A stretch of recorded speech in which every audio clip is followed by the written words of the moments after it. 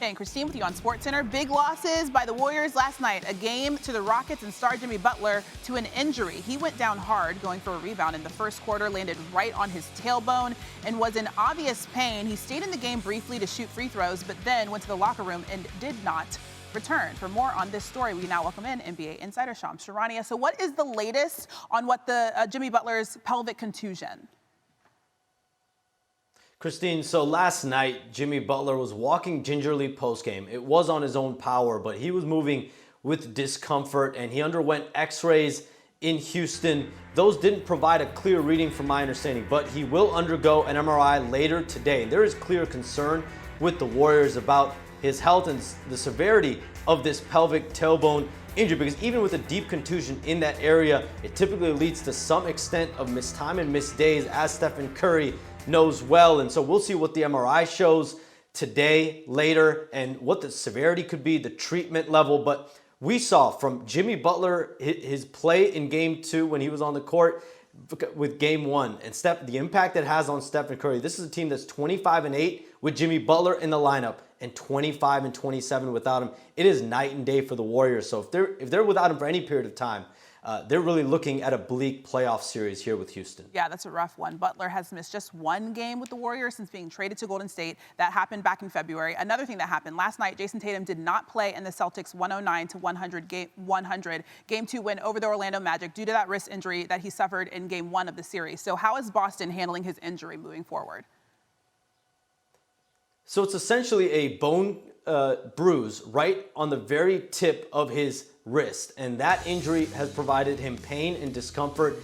And the Celtics are operating like this is a day-to-day pain tolerance injury, something that he's going to continue to get treatment on and try to work through over the coming days. And right now, it is painful for Jayson Tatum. And all of these bone bruises, they heal differently. It just takes a matter of time. But what that Game 2 win did is buy him some time, buy the Celtics some time to be patient with him. And so if he has to miss another game or two, them feeling comfortable, because we saw Jaylen Brown, the way he was able to step up, and this is a full team. They have arguably the best roster in the league, Christine. So even without Jayson Tatum in this series, they should be able to manage at least a game or two more, potentially. Okay, so the Celtics are 9-2 without J-Tay this season, but I will say both of those losses did come against the Magic, so take with that what you will. Before we let you go, you have some news from Milwaukee. What more can you tell us about that?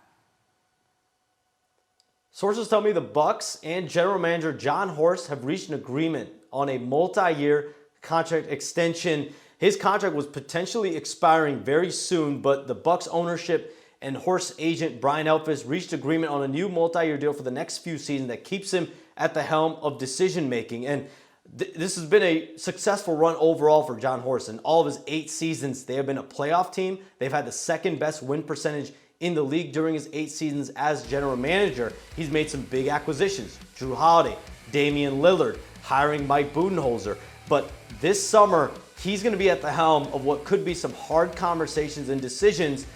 We know Giannis Antetokounmpo. He wants to win and he wants to compete at a very high level. So Jon Horst being there long-term, he will be the one to have these hard conversations with Giannis Antetokounmpo, potentially, depending on how this series goes. All right, great news for Jon Horst and the Bucks there. The playoffs continue tonight. Shams, thank you.